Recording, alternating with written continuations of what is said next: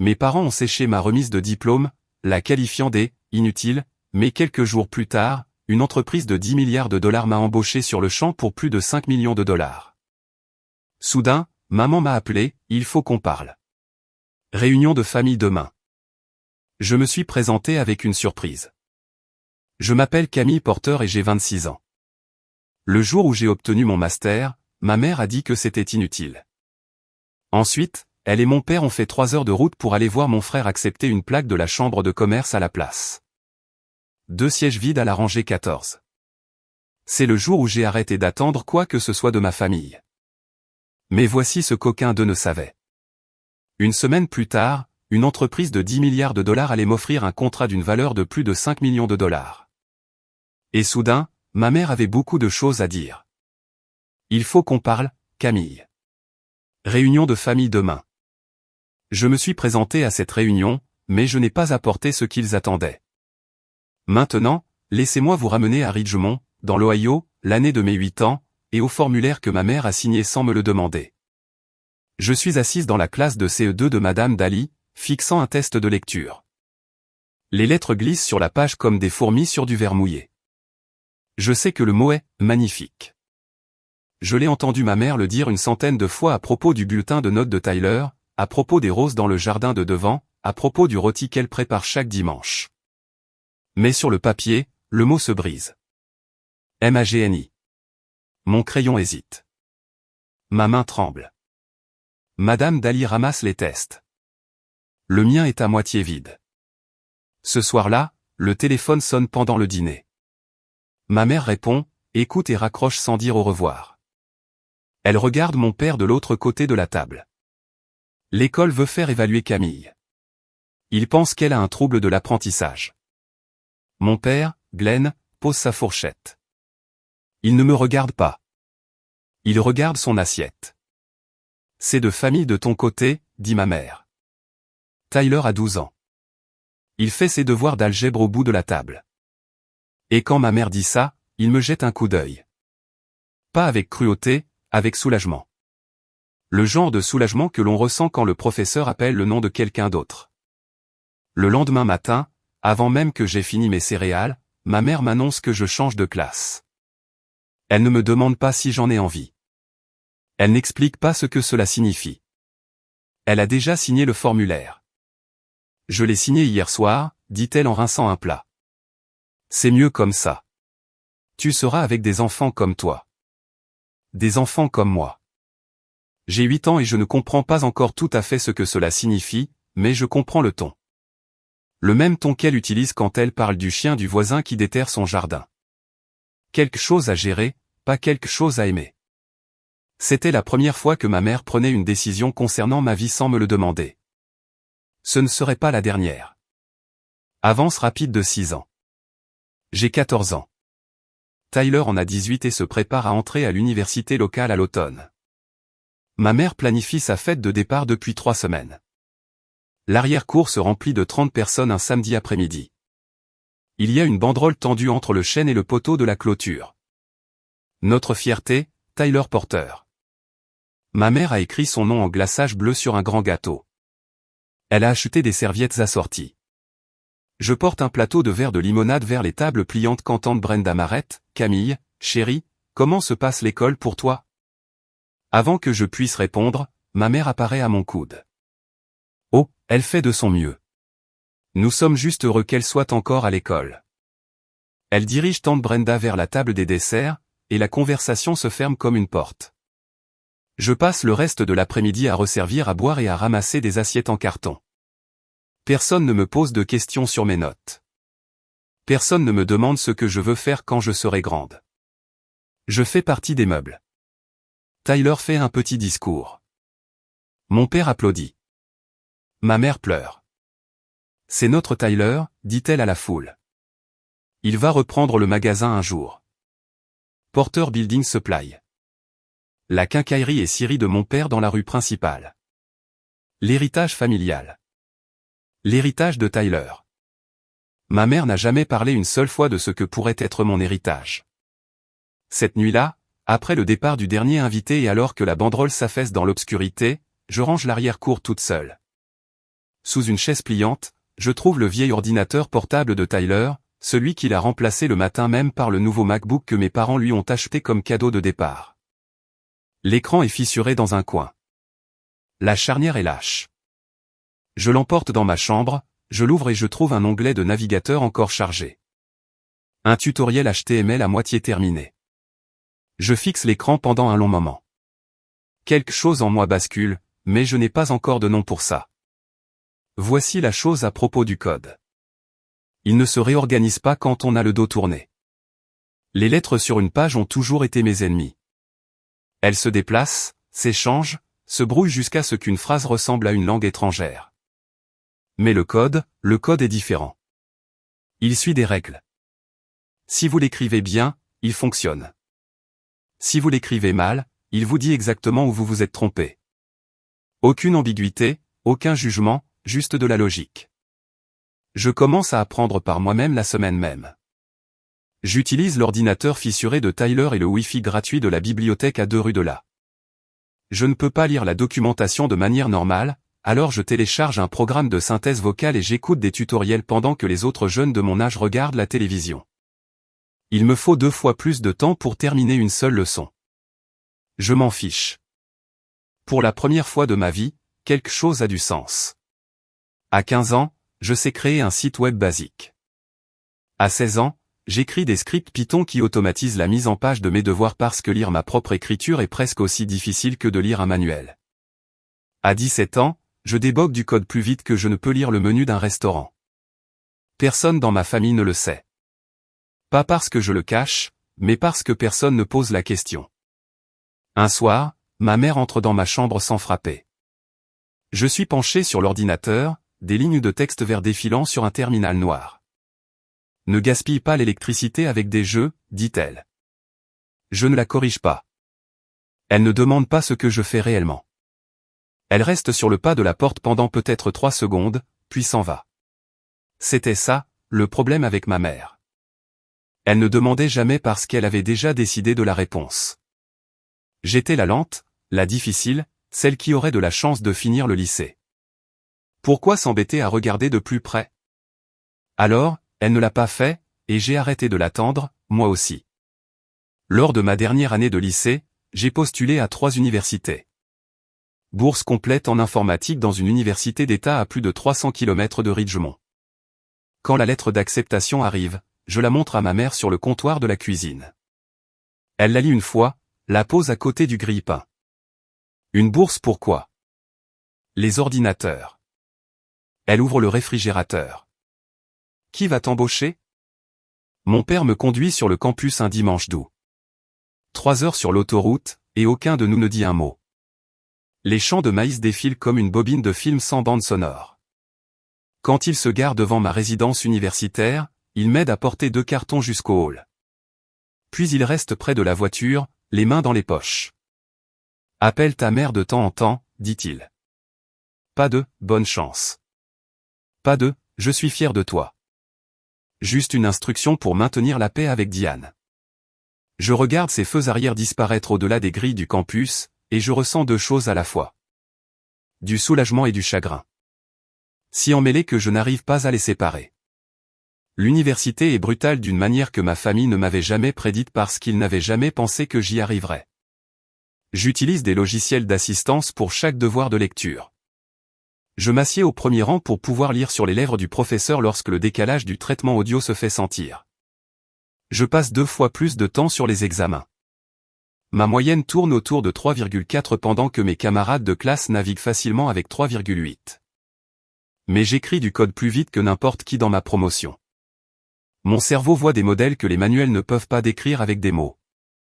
En 2e année, j'entre dans le séminaire d'algorithmique avancée du Dr Ruth Ellison.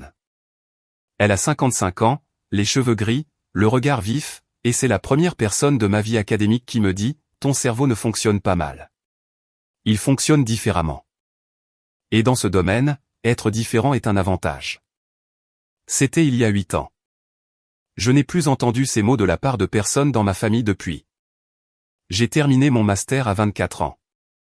2 ans de recherche, 400 pages de lecture que j'ai dû écouter au lieu de survoler.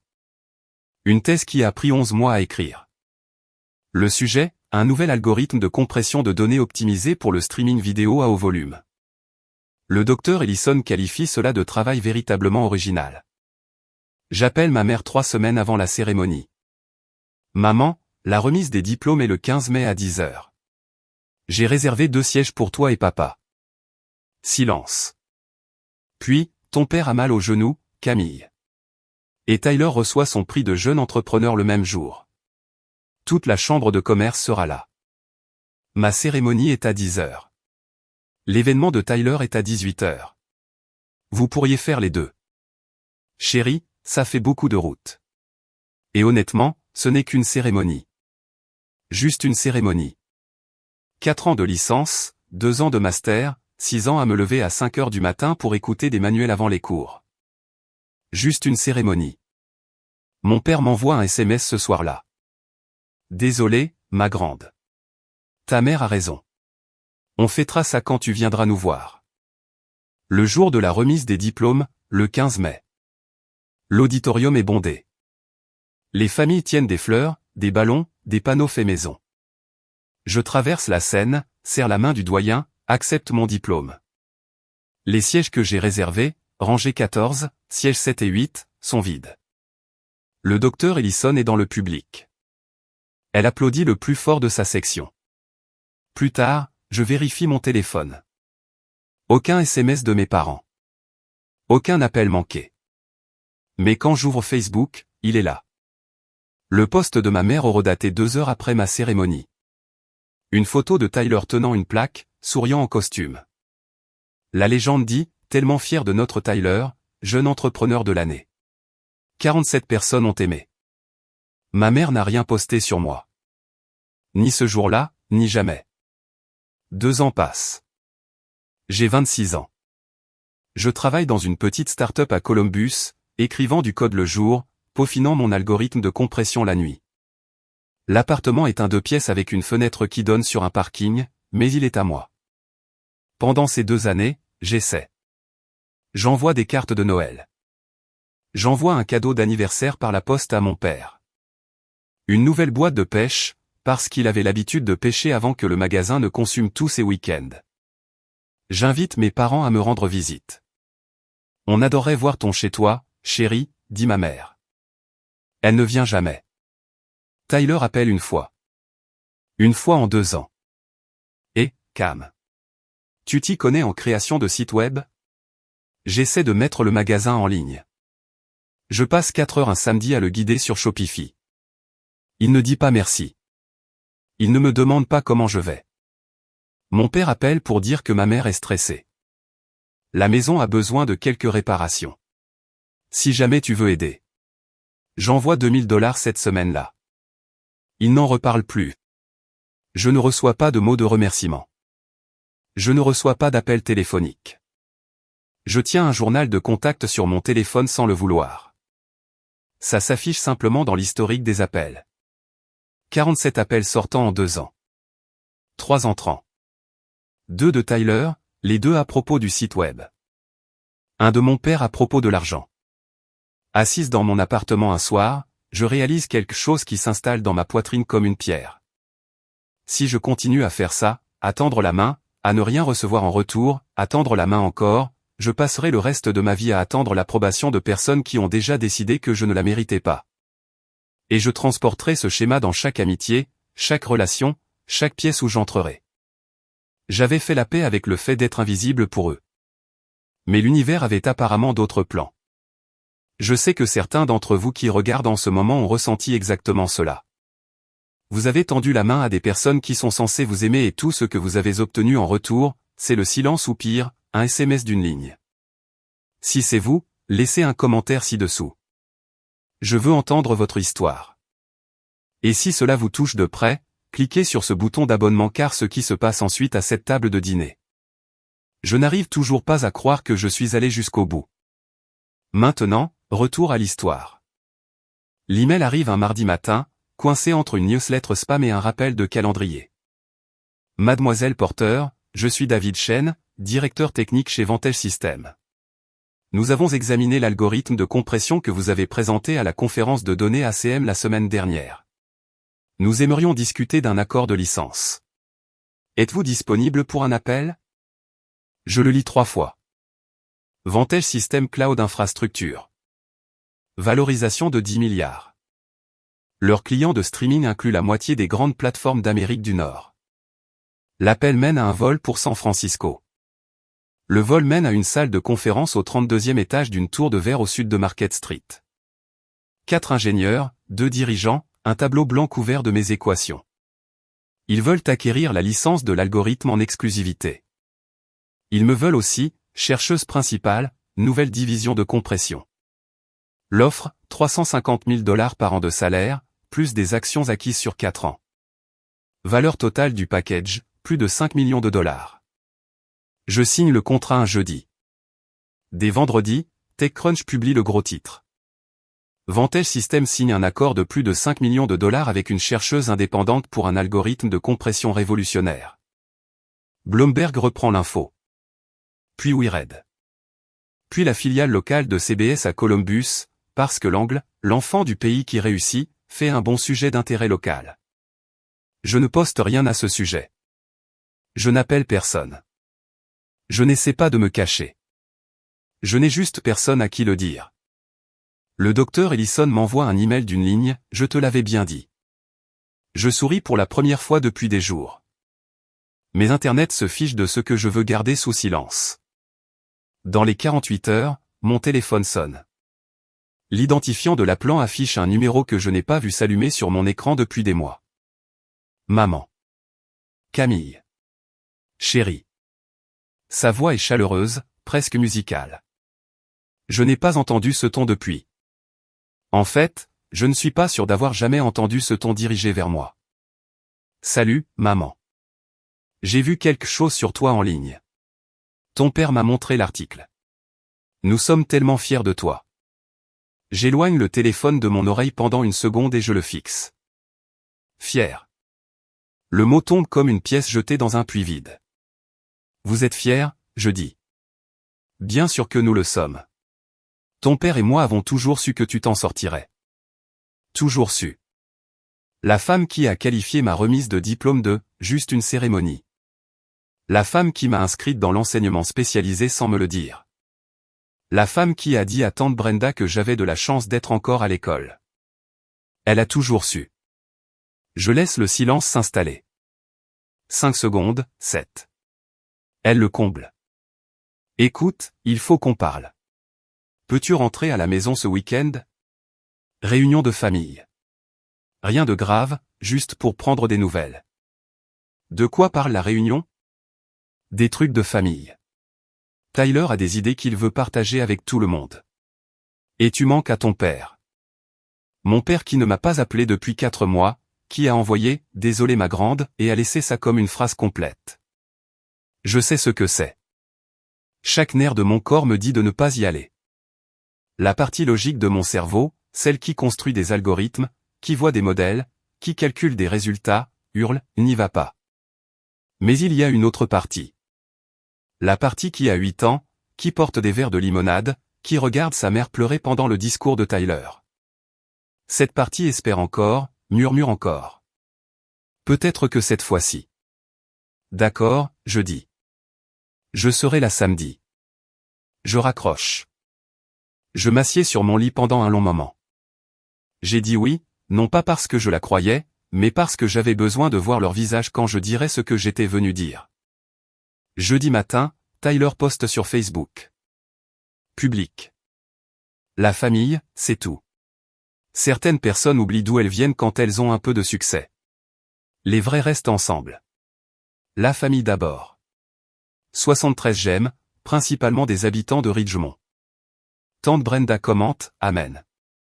Oncle Ray ajoute un emoji de main en prière. Je fais une capture d'écran. Pas par colère, mais pour documenter. Une habitude que j'ai prise dans la recherche. Sauvegarder les données. Jeudi après-midi, ma grand-mère m'envoie un SMS. Grand-mère June. Voix douce, main douce. Le genre de femme qui met des napperons sur toutes les surfaces. Ta mère dit que tu rentres à la maison. Tellement heureuse de l'entendre. Nous sommes tous si heureux pour toi, ma chérie. Je le lis 2 fois. Si heureux pour toi. Pas si heureux de te voir. Pour toi? Comme pour ce que tu représentes maintenant?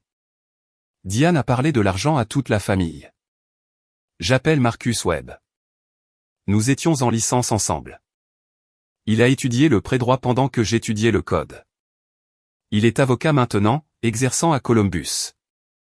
Calme, méthodique, le genre de personne qui lit les notes de bas de page. Marcus, j'ai besoin que tu m'accompagnes dans l'Ohio samedi. Un truc de famille. Un truc de famille. Et j'ai besoin que tu rédiges un document, une renonciation volontaire à l'héritage et aux obligations financières familiales. Pause. Tu es sûr? Je n'y vais pas pour me battre. J'y vais pour être libre. Il accepte. Puis, parce que Marcus est Marcus, il consulte les registres publics avant qu'on raccroche. Il rappelle 20 minutes plus tard. Camille, il y a quelque chose que tu devrais voir avant qu'on y aille. Quoi? La résidence des Porter, la maison de tes parents. Il y a un privilège dessus. Un prêt sur valeur domiciliaire de 180 000 $ co-signé par Glenn Porter et Tyler Porter. Déposé il y a 3 ans. Je m'assieds. La pierre dans ma poitrine devient plus lourde. 180 000, je répète. Registre public, dit Marcus. Ce n'est pas une réunion de famille, Camille.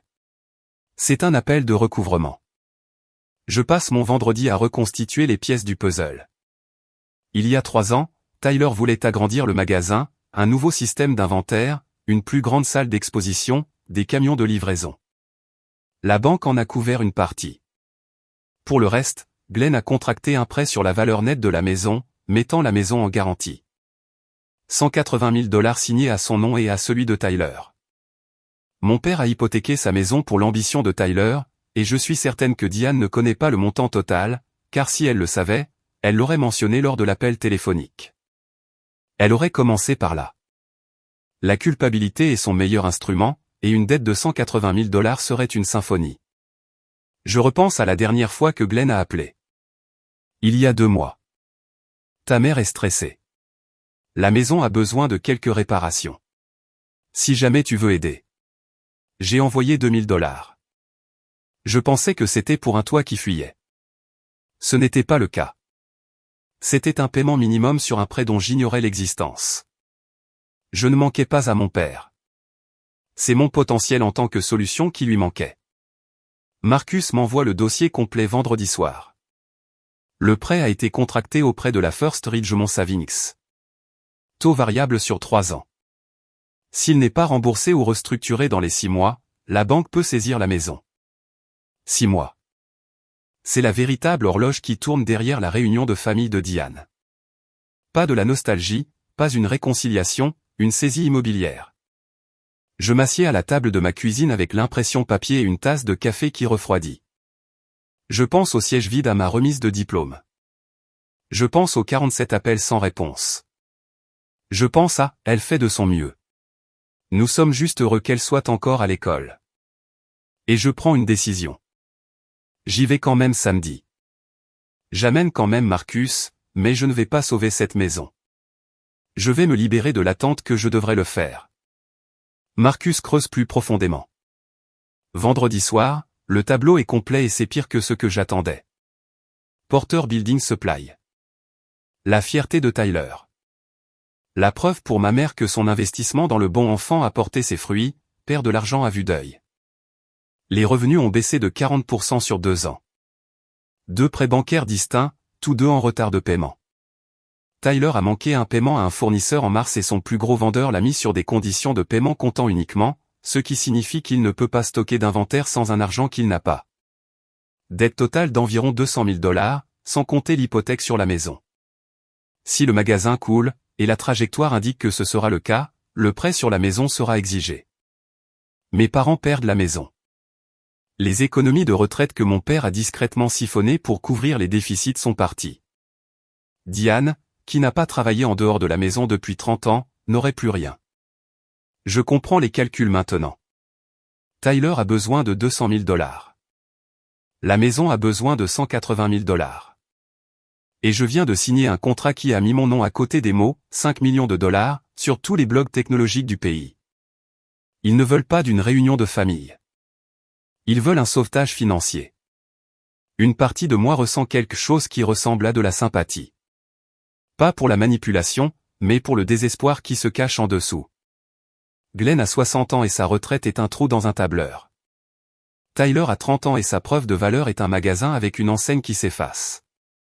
Diane a 58 ans et le seul atout qu'elle ait jamais contrôlé est sa famille. Ils se noient et ils tendent la main vers la seule personne qu'ils ont passé 2 décennies à repousser sous l'eau. Samedi matin, je prépare un sac, un dossier et une personne qu'ils n'attendent pas. Marcus conduit. Nous nous dirigeons vers l'est sur Hill 70 en direction de Ridgemont.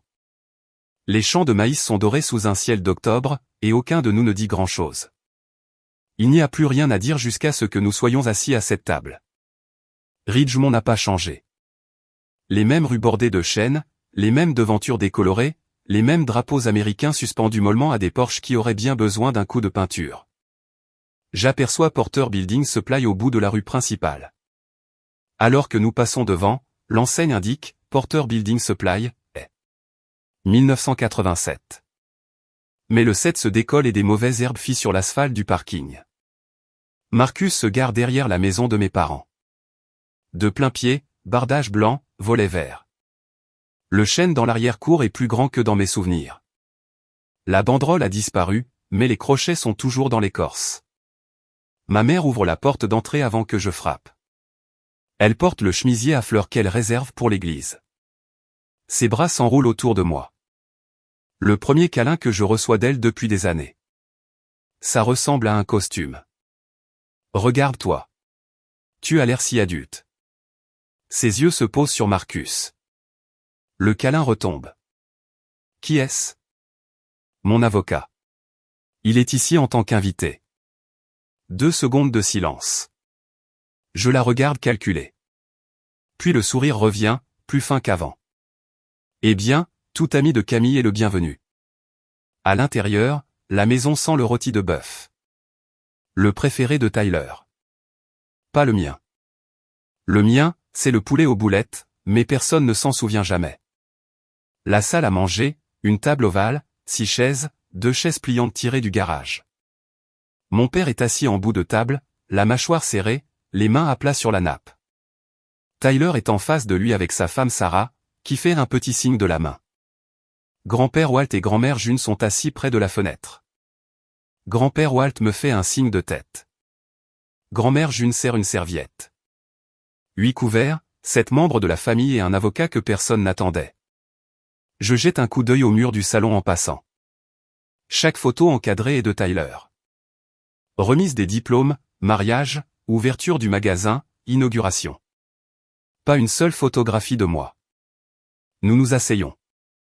Ma mère sert. Rôti de bœuf, purée de pommes de terre, haricots verts en boîte. Elle pose une assiette devant Marcus avec un sourire qui n'atteint pas ses yeux, puis prend sa place à l'extrémité opposée de mon père. Je suis si heureuse que nous soyons tous réunis, commence-t-elle. Ses mains sont croisées. Sa voix est celle qu'elle utilise lors des réunions de parents d'élèves. Chaleureuse, contrôlée, répétée. La famille est la chose la plus importante au monde. Et je pense que nous pouvons tous convenir que ça fait trop longtemps. Elle se tourne vers moi. Nous avons suivi ta carrière, Camille. Ton père et moi sommes aux anges. Glenn hoche la tête. Il ne parle pas. Tyler se penche en arrière sur sa chaise. Ouais, Cam. Félicitations. Ça doit être sympa de travailler avec des ordinateurs toute la journée. Sarah fixe ses pommes de terre. Grand-mère June tend la main à travers la table et tapote la mienne. Nous avons toujours su que tu étais spéciale, Camille. Je la regarde.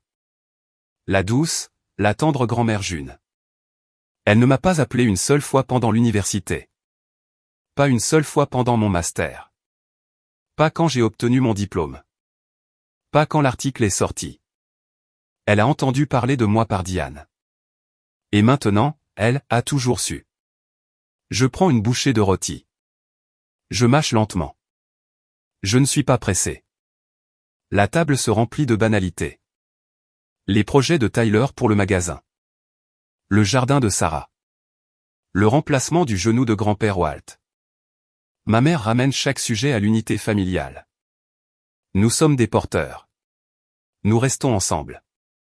De la même manière qu'un chef d'orchestre empêche les musiciens de perdre le tempo.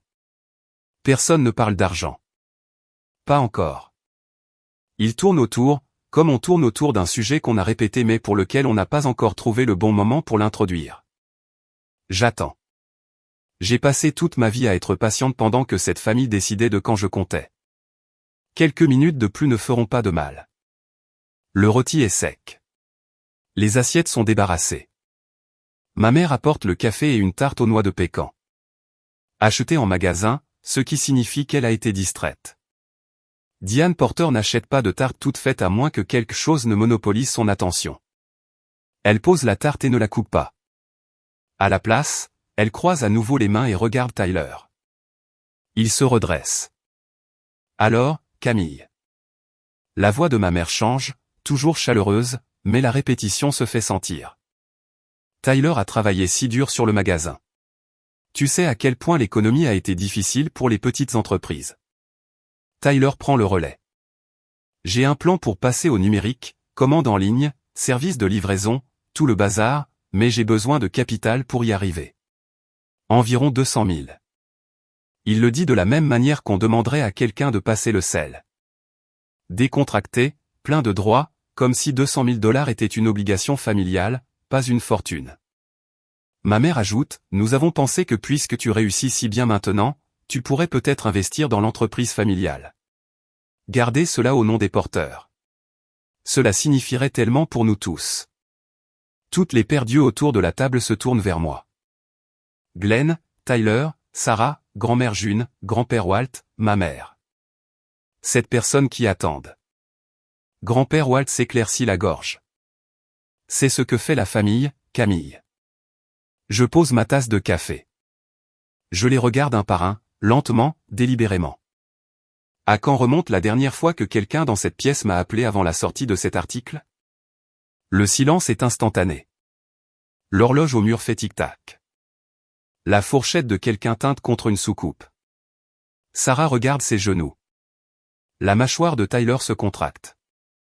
Glenn fixe la nappe. Grand-mère June ouvre la bouche, puis la referme. Personne ne répond parce que nous savons tous que la réponse est « jamais ». Ma mère se reprend en premier. Camille, il ne s'agit pas de. Je n'ai pas demandé de quoi il s'agissait, dis-je. J'ai posé une question. La pièce se recalibre. Le sourire de ma mère se fige. Tyler attrape son verre d'eau. Sarah n'a pas levé les yeux depuis 2 minutes. Puis mon père parle. Pour la première fois de la soirée, Glenn Porter ouvre la bouche. Et ce qui en sort n'est ni du réconfort ni des excuses. C'est la deuxième demande. Camille, il y a autre chose.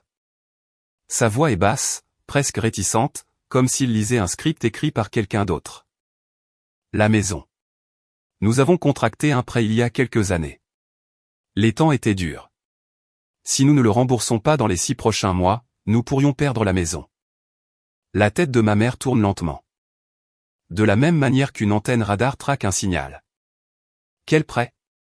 Glenn, de quoi parles-tu? Glenn ne la regarde pas. C'était pour l'expansion de Tyler. J'ai co-signé la ligne de crédit sur la maison. Tu as utilisé notre maison. La voix de Diane n'est plus chaleureuse. C'est de la tôle froide. Tyler l'interrompt. Papa, tu as dit que la banque avait tout approuvé. Glenn, ils l'ont fait. En partie. En partie. Le sang-froid de Diane se fissure. Combien, Glenn? 180 000. Grand-mère Junalette. Grand-père Walt pose sa main sur le bras de celle-ci. Sarah recule sa chaise de 15 cm comme si la dette pouvait être contagieuse. Et juste comme ça, la réunion de famille soigneusement chorégraphiée s'effondre. Diane dévisage Glenn avec une expression que je ne lui ai jamais vue. Un véritable choc, du genre qui ne peut pas être simulé. Tyler se penche en avant, paume vers le haut, en disant « Je ne savais pas que c'était autant ». Glenn se recroqueville sur sa chaise comme un homme qui regarde un bâtiment qu'il a incendié. Je reste parfaitement immobile. Je savais déjà. Marcus me l'avait dit jeudi soir, mais j'avais besoin qu'il le dise à haute voix devant tout le monde pour que personne ne puisse réécrire cette histoire plus tard. La vérité est sur la table maintenant, juste à côté de la tarte achetée en magasin. Ma mère est beaucoup de choses, mais ce n'est pas quelqu'un qui reste déstabilisé longtemps. En 60 secondes, elle a digéré la trahison, l'a classée et a recentré sa cible sur la seule chose qui compte ce soir, moi. C'est exactement pour ça que nous avons besoin de toi, Camille. Sa voix se raffermit, son menton se lève. Tu es la seule à pouvoir arranger ça. Je croise son regard. Vous avez séché ma remise de diplôme. C'était il y a des années. Laisse tomber. Tu as dit que c'était inutile. Un vacillement, alors. Je ne le pensais pas comme ça. Tu m'as inscrite dans une classe d'éducation spécialisée quand j'avais 8 ans. Tu ne m'as rien demandé. Tu n'as rien expliqué. Tu as juste décidé que je n'en valais pas la peine. La mâchoire de Diane se crispe. J'ai fait ce que je pensais être le mieux. Non, dis-je, tu as fait ce qui était le plus facile. La pièce est si silencieuse que je peux entendre le réfrigérateur bourdonner dans la cuisine. Tyler fixe la table. Sarah a les 2 mains enroulées autour de sa tasse de café comme une bouée de sauvetage. Glenn regarde le mur du fond, une photo de Tyler coupant un ruban. Grand-mère June se penche en avant. Camille, ta mère a tout sacrifié pour cette famille. Je me tourne vers elle. Ma voix ne s'élève pas. Tout, sauf être là pour moi. La bouche de June s'ouvre, se ferme. Ses yeux sont humides. Grand-père Walt lui serre la main et ne dit rien, mais il ne contredit pas. Diane essaie un dernier angle. Alors, tu vas rester assise là et nous punir après tout ce que nous avons fait pour toi. Qu'avez-vous fait pour moi, je demande. Ce n'est pas rhétorique. Je veux sincèrement savoir. Citez-moi une chose. Elle ouvre la bouche. La réponse ne vient pas. Le silence s'étire pendant 5 bonnes secondes, assez longtemps pour que chaque personne à cette table en ressente le poids. C'est alors que je prends le dossier. Le dossier est en papier manie ordinaire. Pas d'étiquette, pas de drame. Je l'ouvre et j'en sors une simple feuille de papier, dactylographiée, datée, organisée. Ceci est une chronologie, dis-je. Je l'ai écrite cette semaine. Ce n'est pas une accusation. C'est un registre. Je lis à haute voix. Mars 2006, Diane Porter signe le formulaire transférant Camille Porter dans l'enseignement spécialisé sans consultation. Mai 2012, fête de départ de Tyler Porter, 30 invités, banderoles, gâteaux, Camille Porter sert la limonade. Août 2016, Glenn Porter conduit Camille à l'université. Aucune félicitation offerte. Mai 2022, Camille Porter obtient son master. Siège réservé vide. Le même jour, Diane Porter publie un hommage sur Facebook pour le prix de la Chambre de commerce de Tyler. Juin 2022 à juin 2024. Appels sortant de Camille Porter vers la famille, 47. Appels entrants de la famille, 3. 2 concernant une aide pour le site web. Un demandant de l'argent. Je lève les yeux. La pièce est figée. Tu as tenu les comptes, dit Diane. Je n'ai pas eu à le faire, dis-je. Mon téléphone l'a fait. Grand-père Walt est maintenant penché en avant, les mains croisées. Il regarde Diane avec une expression que je ne lui ai jamais vue. Pas de la colère, mais une réévaluation, comme un homme lisant une carte qu'il pensait connaître, et découvrant que les routes ne correspondent pas. Grand-mère June pleure silencieusement, se tamponnant les yeux avec la serviette qu'elle sert depuis mon arrivée. Tyler refuse de croiser mon regard. Sarah m'observe avec quelque chose qui pourrait être de la reconnaissance. Le regard de quelqu'un qui commence à comprendre la forme de la famille dans laquelle elle s'est mariée. Glenn n'a pas bougé. Ses mains sont toujours à plat sur la nappe, mais ses doigts tremblent. 47 appels, murmure grand-père Walt. Il ne parle à personne en particulier. Il garde juste ce nombre en bouche, il le goûte. Je tourne la page du dossier. Il y a encore une chose. Je fais un signe de tête à Marcus. Il plonge la main dans sa mallette, calme, professionnel, comme si c'était une clôture de dossier un mardi après-midi et non une explosion familiale. Pour le contexte, dit Marcus, Et tout cela est du domaine public. La résidence des porteurs au 412 Maple Drive fait actuellement l'objet d'un privilège de $180 000. Un prêt sur la valeur nette de la maison, co-signé par Glenn et Tyler Porter, contracté auprès de First Ridgemont Savings il y a 3 ans. Il fait une pause pour laisser le chiffre atterrir. Il atterrit lourdement. Diane se tourne vers Glenn. Sa voix est à peine au-dessus d'un murmure, mais elle porte. Tu as utilisé notre maison. Tu m'avais dit que c'était une petite ligne de crédit. Glenn, je ne voulais pas t'inquiéter. $180 000. Glenn, tu ne voulais pas m'inquiéter. Tyler, papa, tu avais dit que la banque gérait tout. Tu m'avais dit que la maison était en sécurité. Glenn, elle l'était jusqu'à ce que le magasin. Ne remets pas ça sur moi, lâche Tyler. La table se fracture. Diane et Glenn se disputent au-dessus du rôti. Tyler se défend contre deux. Sarah est assise, rigide, la mâchoire serrée, réalisant que l'homme qu'elle a épousé a des problèmes de $180 000 de plus qu'elle ne le pensait. Grand-mère June, oh, Glenn. Oh, chérie. Grand-père Walt ne dit rien. Il observe. Je ne participe pas. J'observe. C'est leur gâchis. Leurs prêts, leurs mensonges, leurs accords conclus dans les angles morts de chacun. Je n'ai rien créé de tout ça. Je suis juste la personne dont ils pensaient qu'elle pourrait le faire disparaître. Après 90 secondes de tir croisé, la dispute s'éteint d'elle-même comme c'est toujours le cas dans les familles, non par une résolution, mais par l'épuisement. Marcus reprend la parole calmement.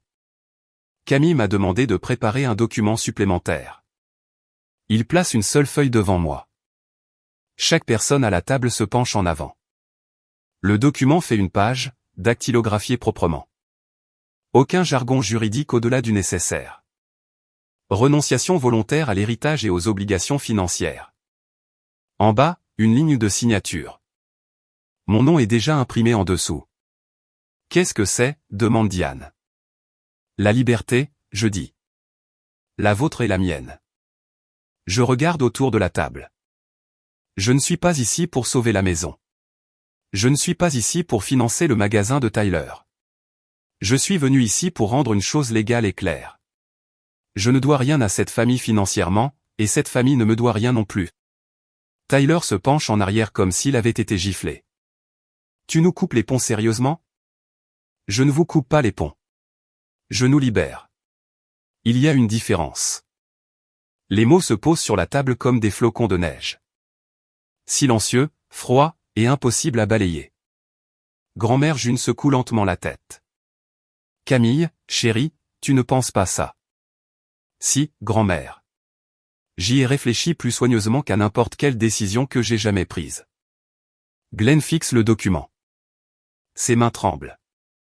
Il ne tend pas la main pour le prendre. Il ne le repousse pas.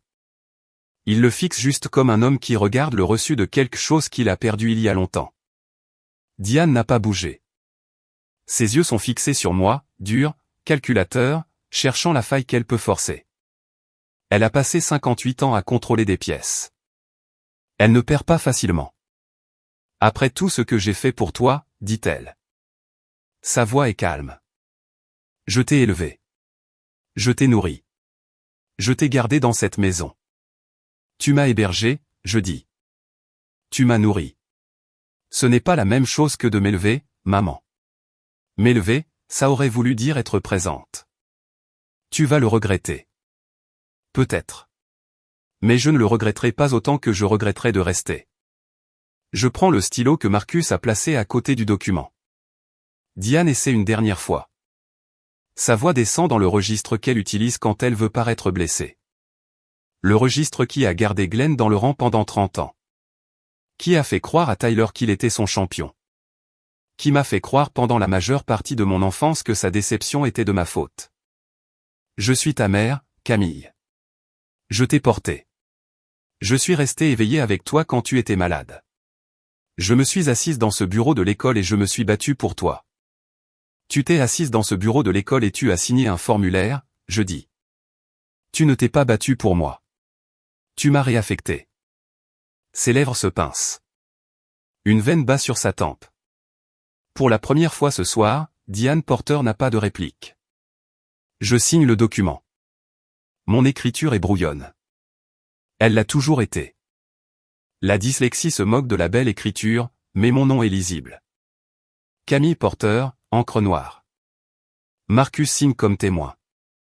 Il le date, glisse une copie dans sa mallette et place la deuxième copie au centre de la table, entre les tasses de café et la tarte aux noix de pécan achetée en magasin que personne n'a touché. Grand-mère June pleure ouvertement maintenant. Grand-père Walt met son bras autour d'elle, puis me regarde.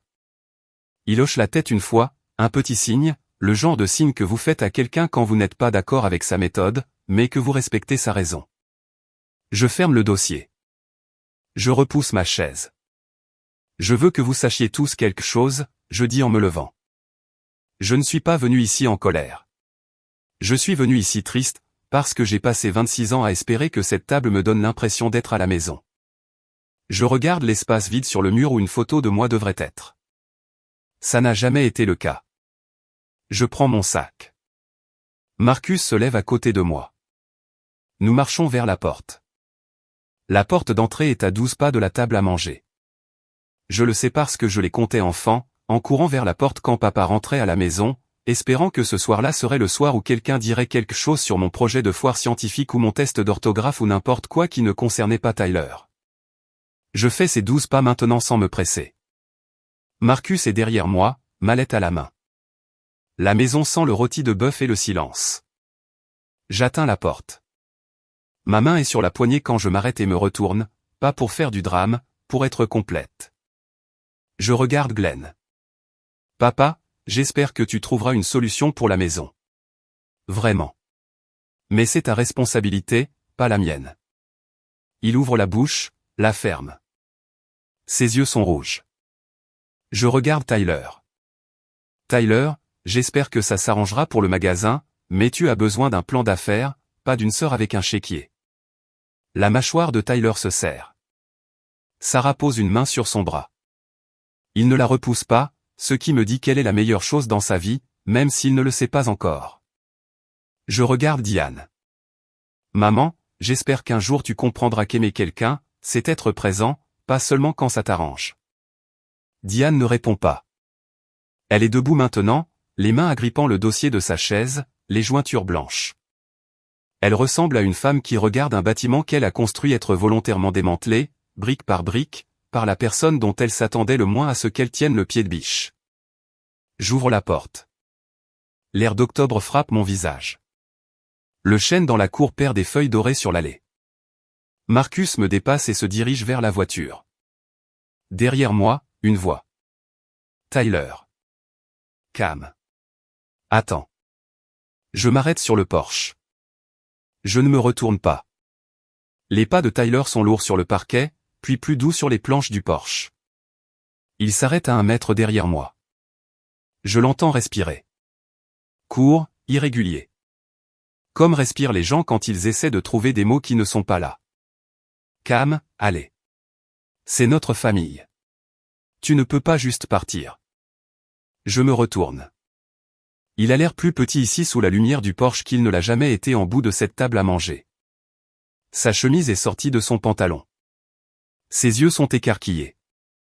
Il a l'air, pour la première fois dans mes souvenirs, incertain. Tyler, à quand remonte la dernière fois que tu m'as appelé? Pas pour demander de l'aide, juste pour parler. Il ouvre la bouche, la ferme. Sa mâchoire travaille comme s'il mâchait quelque chose qui ne se décompose pas. Je ne savais pas que c'était si grave, dit-il finalement. Je sais, je dis. Ça fait partie du problème. Il reste là. La lumière du porche accroche les rides autour de ses yeux. 30 ans et portant déjà le visage d'un homme qui gère les attentes de son père comme une entreprise qu'il n'a pas les moyens de se payer. Je ne te punis pas, je dis. Mais je ne peux pas continuer à être la personne dont tout le monde se souvient seulement quand ils ont besoin de quelque chose. Il hoche la tête. Ce n'est pas un accord.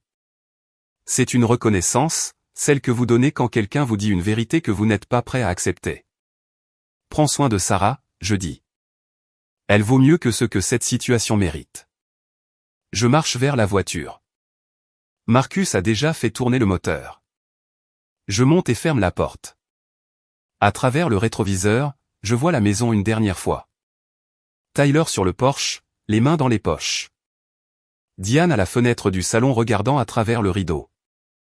Glenn toujours assis à la table fixant un document qu'il n'a pas touché. Nous sortons de l'allée. Le chêne disparaît derrière nous. Marcus conduit pendant 30 minutes sans parler. L'autoroute s'ouvre et Ridgemont rétrécit dans le rétroviseur jusqu'à n'être plus qu'un amas de lumière derrière les champs de maïs. « Ça va ?» demande-t-il. « Non, je dis. »« Mais ça ira. » Il hoche la tête et allume la radio doucement. Une station de musique country, quelqu'un chantant à propos d'une ville qu'il a quittée pour ne jamais y revenir. Je ris presque. Je regarde les champs défiler, plats, dorés, sans fin. Les mêmes champs que j'ai vus quand j'avais 18 ans, assise sur le siège passager pendant que mon père me conduisait à l'université sans dire un mot. La même autoroute, le même maïs. Mais cette fois, je ne suis pas la fille qu'on livre quelque part. Je suis la femme qui choisit où aller. Mon téléphone vibre. Je baisse les yeux. Diane, tu vas le regretter, Camille. Le sang est plus épais que l'eau. Je le lis. Je pose le téléphone face vers le bas sur mes genoux. 3 minutes plus tard, une autre vibration.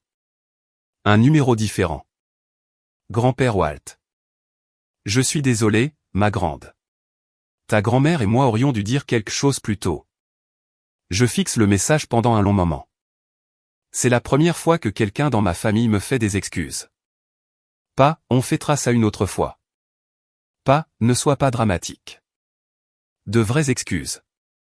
Je tape en retour, merci, grand-père. Ça compte plus que tu ne le sais. Il répond par un simple point. C'est Walt, un homme qui dit ce qu'il pense et rien de plus. Marcus jette un coup d'œil. De bonnes nouvelles ? Mon grand-père s'est excusé. La première fois. La première fois. Il est silencieux pendant un moment. Ce n'est pas rien, Camille. Non, je dis, ça ne l'est pas. L'autoroute s'étire devant nous. Columbus est à 2 heures vers l'est. Mon appartement, mon bureau, mes 2 écrans, le cactus du docteur Ellison sur le rebord de la fenêtre, une vie qui est petite et propre, et la mienne. Je ferme les yeux et je laisse la route m'y emmener. J'arrive à la maison après minuit. L'appartement est exactement comme je l'ai laissé. La vaisselle sur l'égouttoir, l'ordinateur portable sur le bureau, le cactus du docteur Ellison dans son pot en terre cuite sur le rebord de la fenêtre. La lumière du parking filtre à travers les stores et peint des rayures sur le sol. Je laisse tomber mon sac près de la porte. Je m'assieds à mon bureau. J'ouvre mon ordinateur et je fixe l'email d'intégration de Vantage System. L'orientation commence lundi à San Francisco.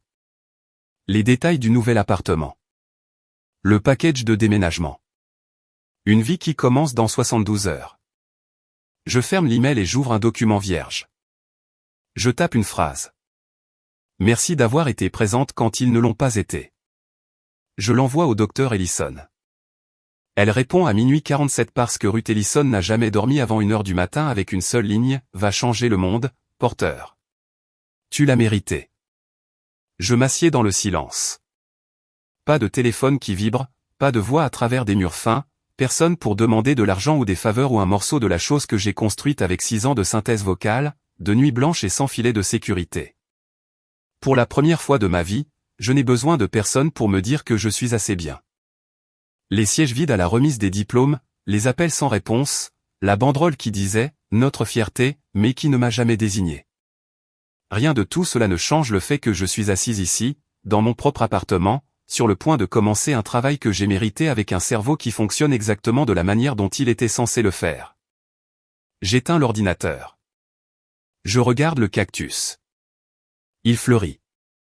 Une petite fleur orange, têtue, ridicule et vivante malgré tout. Cela aurait dû être la fin de l'histoire. Mais à Ridgemont, les nouvelles voyagent plus vite que le pardon. Je veux faire une pause ici et vous dire quelque chose directement. Si vous avez déjà eu à choisir entre la paix et la famille, vous n'êtes pas égoïste. Vous survivez. J'aimerais avoir de vos nouvelles. Avez-vous déjà eu à fixer une limite avec quelqu'un que vous aimez? Dites-le moi dans les commentaires. Et si vous n'êtes pas encore abonné, c'est le moment. Parce que les retombées de ce dîner, elles ont tout changé pour chaque personne assise à cette table. Laissez-moi vous raconter ce qui s'est passé ensuite. 3 mois après le dîner, Porter Building Supply ferme ses portes. Tyler publie un long message sur Facebook. Les mots « conditions de marché difficiles » et « décisions difficiles » apparaissent 4 fois chacun. Il remercie tous ceux qui nous ont soutenus au fil des ans. Il ne mentionne pas Camille. Il ne mentionne pas le prêt sur la valeur nette de la maison. Il ne mentionne pas que sa femme a demandé la séparation 2 semaines plus tôt. Non pas parce que le magasin a fait faillite, mais parce qu'elle a découvert l'ampleur totale des dettes qu'il lui avait cachées. 200 000 $ pour l'entreprise. 180 000 $ garantis par une maison qu'elle croyait payer. Sarah s'installe chez sa sœur à Dayton. Tyler retourne vivre dans la chambre où il a grandi. La chambre avec le bureau pour les devoirs d'algèbre et l'étagère du nouveau MacBook. Grand-père Walt me raconte tout cela lors de nos appels téléphoniques hebdomadaires. Il a commencé à appeler tous les dimanches la semaine suivant le dîner et n'en a pas manqué un depuis. Il n'édulcore pas. Il ne fait pas de commentaires. Il me dit simplement ce qui est vrai. Tyler a été embauché chez Home Depot, dit-il un dimanche. Rayon bois. Je ne sais pas s'il faut rire ou pleurer, alors je ne fais ni l'un ni l'autre. Tyler Porter, héritier de Porter Building Supply, empilant des planches pour 12 $ l'heure dans une chaîne de magasins qui a contribué à la faillite de l'entreprise familiale. Il y a là une symétrie qu'un écrivain qualifierait de poétique et qu'une fille qualifierait de triste. Comment le vit-il, je demande. À peu près comme on s'y attend. Silencieux, en colère contre les mauvaises choses. Et Sarah a déposé les papiers la semaine dernière. Elle en a fini. Tyler n'a pas perdu son entreprise à cause de moi. Il l'a perdu parce qu'il l'a gérée de la manière dont mes parents l'ont élevé, sur des suppositions et le sentiment que tout lui était dû, sans aucun plan de secours pour le jour où les suppositions cesseraient d'être vraies. Mon père vend la maison en janvier. Il n'a pas le choix. La banque lui donne 60 jours pour payer l'hypothèque ou faire face à la saisie. Glenn ne peut pas payer. Les économies de retraite qu'il a siphonnées pour couvrir les déficits de trésorerie de Tyler ont disparu. Et la liquidation du magasin couvre à peine ses propres dettes. Donc, le 412 Maple Drive est mis sur le marché et se vend en 3 semaines à un jeune couple de Columbus qui cherche une maison à rénover. Glenn et Diane déménagent dans un appartement de 2 chambres au-dessus de l'ancien salon de coiffure sur la 2e rue. Le loyer est de 900 $ par mois. Diane, qui n'a pas occupé d'emploi depuis avant la naissance de Tyler, commence à faire du bénévolat à la friperie de l'église. Pas parce qu'elle le veut, mais parce qu'elle a besoin d'un endroit où aller qui ne soit pas un appartement de 2 chambres avec l'homme qui a hypothéqué sa maison sans le lui dire. Diane blâme Glenn. Glenn blâme Tyler. Tyler blâme l'économie. Personne ne se blâme soi-même. Personne ne m'appelle, sauf une fois. Le numéro de Glenn s'affiche un mardi soir. Je suis sur le point de ne pas répondre, mais quelque chose en moi, cette petite fille de 8 ans qui regarde les feux arrière disparaître au-delà de la grille du campus, décroche. Ma grande. Sa voix est plus faible que dans mes souvenirs. Je sais que j'ai fait une erreur, mais ta mère, elle ne va pas bien. Elle ne dort pas. Elle ne mange pas bien. Je ferme les yeux. Je suis désolé de l'entendre, papa, mais je ne suis pas la personne qui peut l'aider. Silence, long, lourd, le genre de silence qui s'installe entre 2 personnes qui savent toutes les deux qu'une porte se ferme. Je comprends, dit-il. Il raccroche. Pas de voyage de culpabilité, pas de manipulation, juste, je comprends. Je pleure après cet appel. Pas parce que je regrette ma décision, mais parce que cette phrase de 2 mots, je comprends, est la chose la plus honnête que mon père m'ait jamais dite. Et il a fallu qu'il perde tout pour la dire. Diane ne part pas en silence. Ce n'est pas son genre. Dans les semaines qui suivent le dîner, elle appelle tante Brenda, oncle Ray, 2 voisins et 3 femmes de son cercle de l'église. L'histoire qu'elle raconte est simple. Camille a abandonné sa famille au moment où elle a eu de l'argent. Ingrate, froide, elle a oublié d'où elle venait. Ça marche pendant environ 2 semaines. Puis grand-père Walt commence à passer ses propres appels. Il ne me défend pas avec émotion. Il me défend avec des faits.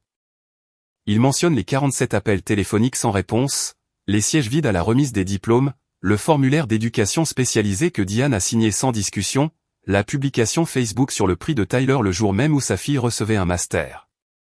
Il mentionne ces choses calmement, comme on lirait les articles d'une liste de courses, et il laisse les gens tirer leurs propres conclusions. En février, le récit change, pas de manière spectaculaire. Ridgemont n'est pas un endroit où les gens changent d'avis rapidement. Mais les femmes de l'église arrêtent de demander à Diane d'organiser le déjeuner de printemps. Elle n'est pas désinvitée. On ne lui demande simplement plus. Les appels téléphoniques des voisins se raréfient.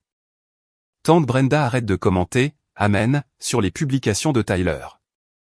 Diane ne s'excuse pas. Je ne m'y attends pas.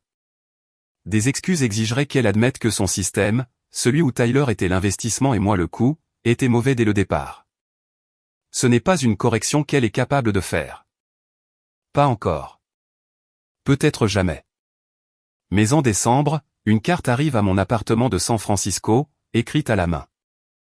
L'écriture cursive de Diane, la même écriture que sur le formulaire d'éducation spécialisé d'il y a 18 ans. Joyeux Noël. J'espère que tu es heureuse. Ce n'est pas du sarcasme. Ce ne sont pas des excuses. C'est quelque chose entre les deux. Une phrase écrite par une femme qui ne sait pas comment dire ce qu'elle ressent réellement. Je mets la carte sur mon réfrigérateur. Je ne réponds pas. Je ne la jette pas. Je commence chez Vantage System un lundi de novembre. Le bureau est tout en verre et en acier, à 32 étages au-dessus de Market Street, avec un bar à café qui a plus d'options que le menu entier du Ridgemont Dîner. Mon équipe est composée de 12 personnes, des mathématiciens, des ingénieurs, un physicien qui est passé à la science des données parce que les particules ne paient pas aussi bien que les paquets informatiques. Je suis la plus jeune. Je suis la seule à être dyslexique. Et pour mon premier jour, j'utilise mon logiciel de synthèse vocale pendant la réunion de synchronisation du matin sans m'en excuser. Personne ne sourcille. Personne ne dit, elle fait de son mieux.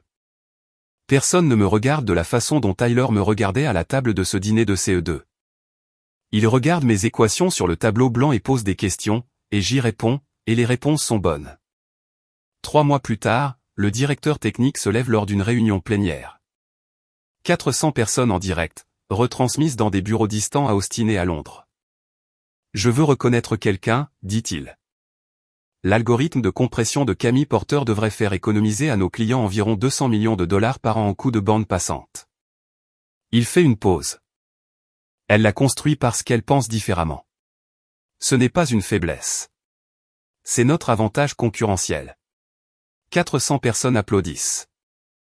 Je suis assise au 3e rang et je laisse le son me submerger. Ce n'est pas la même chose que l'approbation d'une mère. Ce n'est pas la même chose que la fierté d'un père. Ça ne le sera jamais. Mais c'est quelque chose de réel. Une reconnaissance méritée par le travail, donnée par des personnes qui m'ont jugé sur ma production, pas sur les suppositions qu'ils avaient faites quand j'avais 8 ans. Après la réunion, une jeune ingénieure m'arrête dans le couloir. Docteur Porter, commence-t-elle. Je ne suis pas docteur, mais je ne la corrige pas. Comment saviez-vous que l'algorithme fonctionnerait? Je souris. Je ne le savais pas. J'ai juste continué d'essayer jusqu'à ce que les lettres restent immobiles. Elle rit. Elle n'a aucune idée de ce que je veux dire. C'est très bien comme ça. 1 an après le dîner, j'ai 27 ans. Mon appartement à San Francisco a une fenêtre qui donne sur la baie. Et les matins clairs, je peux voir le Golden Gate Bridge s'élever du brouillard comme quelque chose que la ville a imaginé et oublié d'effacer. J'ai des amis maintenant, de vrais amis. Des collègues qui m'invitent à faire de la randonnée le samedi. Une voisine qui m'apporte du pain au levain parce qu'elle fait trop de pâtisserie et que je mange trop peu. Un groupe de courses qui se réunit à Crissy Field avant le lever du soleil. Aucun d'entre eux ne me connaissait quand j'étais la fille de la classe d'éducation spécialisée. Aucun d'entre eux ne s'en soucie. Grand-père Walt appelle tous les dimanches à 9h, heure du Pacifique, ce qui fait midi dans l'Ohio. Juste après l'église, juste avant le déjeuner, il me parle de la ville. Tyler travaille de manière stable chez Home Depot. Glenn a trouvé un travail à temps partiel dans une jardinerie. Diane fait du bénévolat à la friperie 3 jours par semaine. Comment va maman, je demande, parce que je le demande toujours, parce que certaines habitudes sont plus vieilles que ma détermination. Toujours têtu. Ouais, je dis. C'est bien une chose qu'on a en commun. Il glousse, un son bref et sec comme une allumette qu'on craque.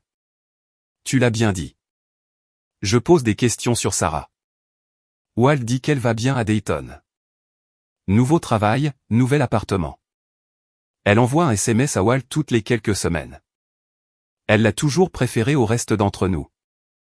Je ne pose pas de questions directes sur Tyler.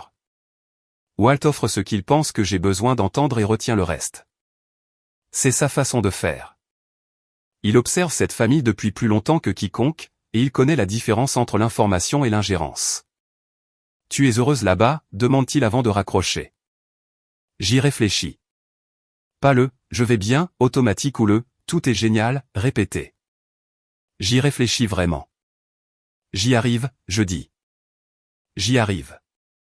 Un dimanche soir de janvier, je fais quelque chose que je n'ai pas fait depuis que j'ai 14 ans et que je luttais contre un devoir qui m'a pris 4 heures. J'écris à la main. Je m'assieds à la table de ma cuisine avec un bloc-notes jaune et un stylo à billes et j'écris une lettre à ma mère. L'écriture est terrible. Crispée, des lettres inégales qui s'inversent par habitude. La dyslexie ne disparaît pas parce que vous avez construit un algorithme.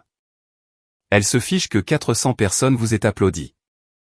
Elle est, tout simplement. Mais j'écris quand même. Maman, je n'écris pas ça pour te blesser. Je ne l'écris pas pour prouver quoi que ce soit. Je l'écris parce qu'il y a quelque chose que j'ai besoin de dire, et je ne me fais pas confiance pour le dire à voix haute. Je te pardonne. Non pas parce que tu l'as mérité, mais parce que je mérite de lâcher prise. Je te pardonne pour le formulaire que tu as signé quand j'avais 8 ans. Pour la banderole qui n'a jamais porté mon nom. Pour la remise des diplômes que tu as qualifiés d'inutiles. Pour le post Facebook. Pour les 47 appels. Pour le rôti de bœuf que tu faisais toujours parce que Tyler l'aimait. Je ne te pardonne pas parce que ce que tu as fait était correct. Je te pardonne parce que porter ça est plus lourd que de l'écrire. J'espère que tu trouveras ce que tu cherches. J'espère que tu apprendras que contrôler les gens n'est pas la même chose que de les aimer. J'espère qu'un jour tu regarderas le mur de cet appartement et que tu réaliseras qu'il manque quelque chose. Je pose le stylo. Je lis la lettre une fois. L'écriture est à peine lisible, même pour moi. Ça n'a pas d'importance. Je plie le papier, je le glisse au fond du tiroir de mon bureau et je le ferme. Je n'envoie pas la lettre. Je n'en ai pas besoin. La personne qui avait besoin de la lire l'a déjà fait. J'ouvre mon ordinateur portable. Un nouveau projet m'attend. Un outil de synthèse vocale open source pour les enfants dyslexiques.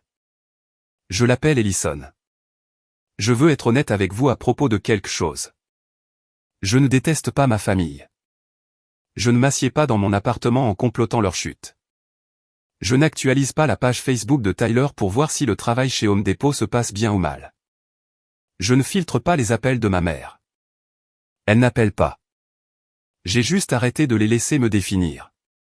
Pendant 26 ans, j'ai été la porteur qui ne savait pas lire. Celle qui avait besoin de classe spéciale. Celle qui servait de la limonade pendant que son frère faisait des discours. Celle dont la remise des diplômes était inutile et dont les appels tombaient sur messagerie vocale. Et puis un jour, j'ai arrêté d'accepter cette définition. Non pas parce qu'une entreprise technologique m'a offert 5 millions de dollars. L'argent n'a pas changé qui je suis. Il a changé la façon dont le monde me voyait. Et il a exposé qui ma famille avait toujours été. Certaines personnes ne verront votre valeur que lorsque le monde y mettra une étiquette de prix. Mais votre valeur existait avant la lettre d'offre, avant l'article, avant l'algorithme. Elle existait quand vous aviez 8 ans, assis dans une classe où les lettres refusaient de rester immobiles, et que vous avez continué d'essayer malgré tout. Les limites ne sont pas une punition. Elles sont la ligne entre qui vous étiez et qui vous devenez. Je n'ai pas tracé cette ligne pour être cruel. Je l'ai tracée parce que j'ai finalement compris que rester du mauvais côté me coûterait plus cher que n'importe quelle somme d'argent pourrait réparer. Mon cerveau n'a jamais été cassé. Il parlait juste une langue différente. Et il m'a fallu 26 ans pour trouver les personnes qui la comprenaient. Si vous cherchez toujours ces personnes, continuez. Elles sont là, quelque part. Et quand vous les trouverez, vous réaliserez quelque chose qu'il m'a fallu une vie pour apprendre. Les personnes qui comptent n'ont pas besoin que vous soyez réparé. Elles ont juste besoin que vous soyez présent, comme ma famille ne l'a jamais été. Un mardi matin de mars, je suis à mon bureau, deuxième tasse de café, en train de réviser une pull request de l'équipe du projet Ellison. 3 développeurs ont donné de leur temps libre le week-end. 2 orthophonistes ont été consultants sur le moteur vocal. Nous avons fait un pré-lancement il y a 2 semaines. Gratuit, open source, disponible en 4 langues. Ma boîte de réception contient les habituelles notes de réunion de Vantage, une invitation de calendrier de mon groupe de course, un message de ma voisine à propos de ses restes de pain au levain, et un email auquel je ne m'attends pas. La ligne d'objet est vide. L'expéditeur est une école de la campagne du Michigan, une enseignante qui écrit au nom d'une élève. Chère Madame Porter, je m'appelle Anna. J'ai 12 ans. Je suis dyslexique, moi aussi. Mon professeur m'a montré votre application, et c'est la première chose qui me donne l'impression de ne pas être idiote. Je ne savais pas que d'autres personnes avaient un cerveau comme le mien.